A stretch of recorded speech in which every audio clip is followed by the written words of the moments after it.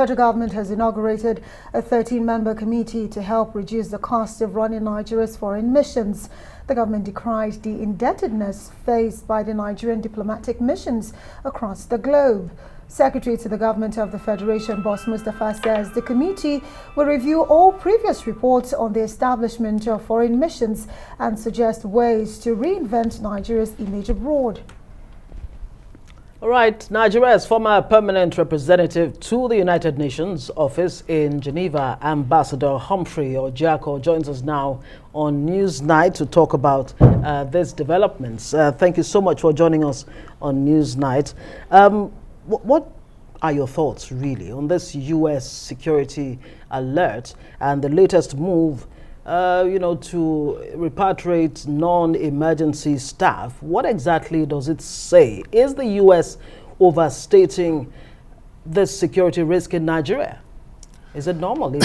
Thank you. Thanks so much for inviting me to the program.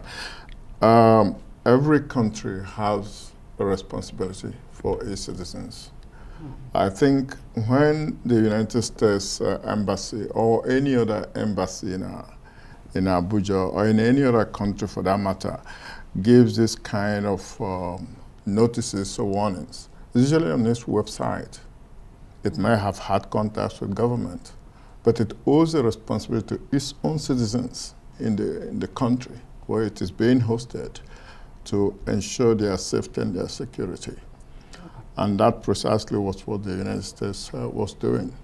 If by that announcement, the Nigerian populace also benefits from the knowledge, that is a good thing. It cannot be seen as a bad thing. It would be a bad thing if it was false and the United States government knew deliberately that it was false information, and they just put it out in the public to cause alarm or disaffection. Right. I want to ask you, especially the fact that you are a former diplomat, when a country like the United States is evacuating non-essential citizens out of Nigeria, what sort of signal does this send to the world about Nigeria and the security situation here? It sends a lot of messages. The first one is, yes, if the United States considers that the threat is credible enough and it could cause enough damage to its own interests and its citizens, of course, again, it has the responsibility to ensure the safety of its citizens. So if it's saying non-essential staff in the mission, you could leave so that if there is any need for emergency evacuation, we have less job to do. I think it even mentions something like that in the message it sent out, that it has only limited capacity to provide certain services, something like that. Yes. So it wishes to reduce that responsibility of catering, if necessary, for 1,000 people. If we could cut it down to 200 people, probably their job is that much easier. The other implication, of course, is the bigger one, and it is for the Nigerian government and the Nigerian people to take matters of security seriously. The fact that everybody speaks on everything in Nigeria doesn't speak of a lot of seriousness in the way we handle some of these things, because we have a foreign ministry. And if Nigeria is going to be complaining about any actions taken by any other government or its agency in Nigeria, it is the foreign ministry that should be speaking. That everybody comes out and begins to quarrel with other countries. And the next day you run to them for one cooperation agreement or arrangement or the other. It doesn't speak well of us. All right, of course, there are a number of other issues that we need to look at. But what do you make of the Nigerian government's response to this? I mean, we just heard from the information minister that, look, Nigeria is safe. Every country has its own, security challenges and all of that. Is it encouraging for you? It is the duty of the Nigerian government to reassure its citizens that it is doing everything it can to ensure stability, security, both of the communities and the individuals and property that reside in that city. Probably that is what they are doing. But it is not okay to, at the same time, begin to antagonize any other foreign establishments or institutions whom you might need their cooperation or collaboration in order to contain the threat that is predicted. And again, from the statement made by the DSS, it looks like the threat is real. If they knew, what were they doing even before the American government came up with it? Did they inform the Nigerians? Did they tell us, listen, we have to take precautions, something is about to happen? So the onus is on the Nigerian government to really inform its citizens to avoid such panic.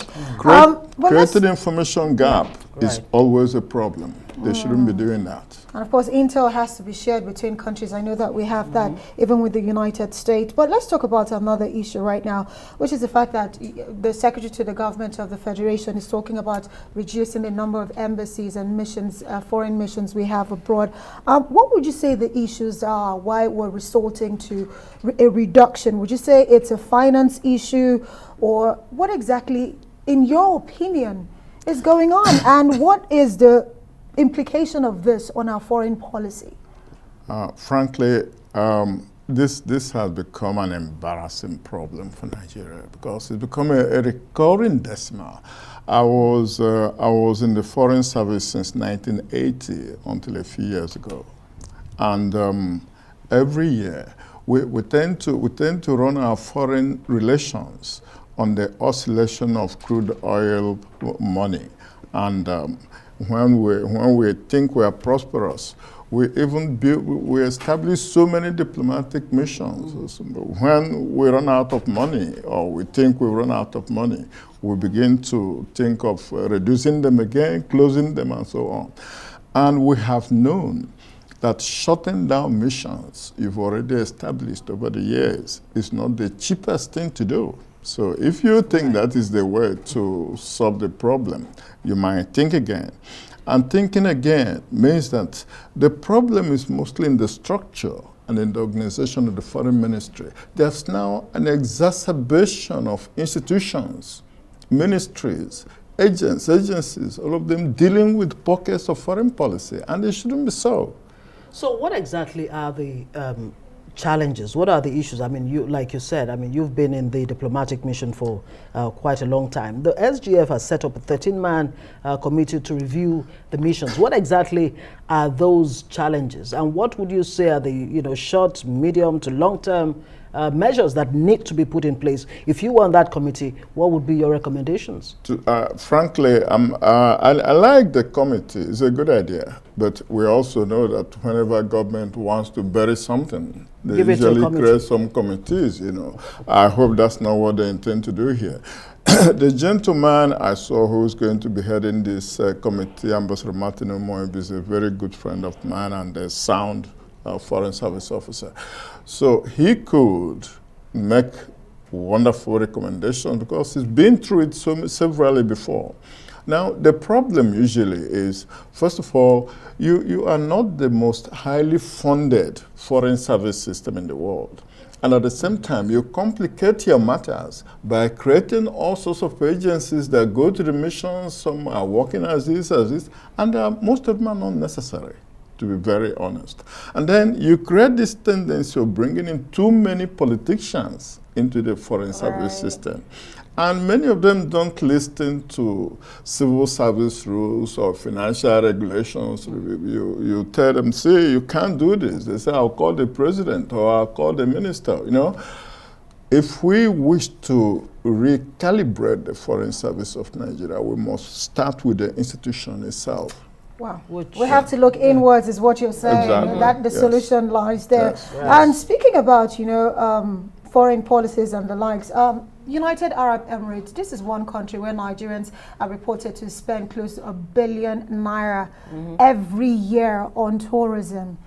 For us to see ourselves on this banned list, this is the second time in less than 5 years. During the COVID-19 pandemic, we came under the hammer, and here we are again. But how does this actually project Nigeria to the world, and how should the Nigerian government be reacting at this time? In fact, all of this goes back to what I started with.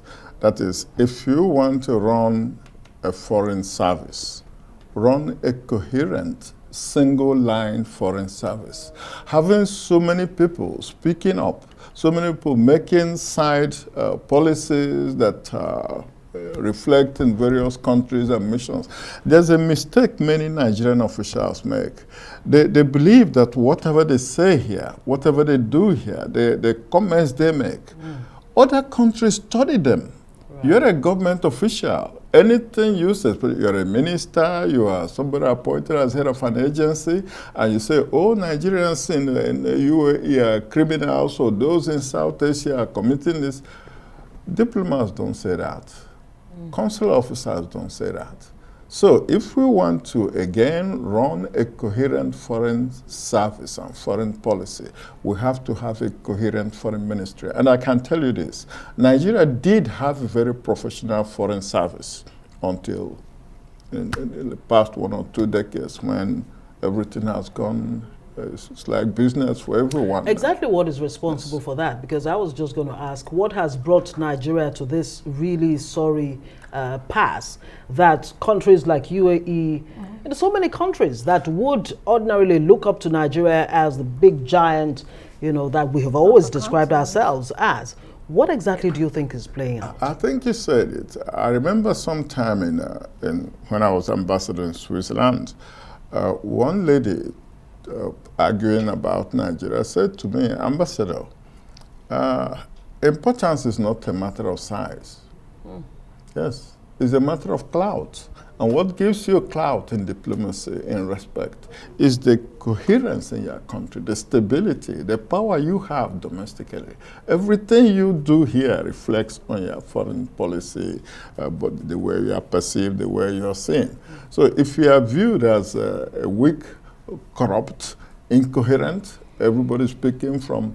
I haven't had a foreign minister say anything about this thing, but I've heard something about diaspora agency and so on. Everybody speaking. Haven't said something. They are saying, what they are saying is, look, why should Nigeria, you know, be treated this way at the slightest provocation by countries like the UAE? So I guess what should we be doing right now? You talked about the glory days, you know, being in our past. But some would say from the glory days in the past, we can look forward and redirect our steps and get to the right future we need. So how should the Nigerian government be reacting? Let's hope that and how do we get it right? Let's hope that this committee they formed, they established now, is not going to be restricted on pruning down missions or looking at the cost of running missions alone. They should do that.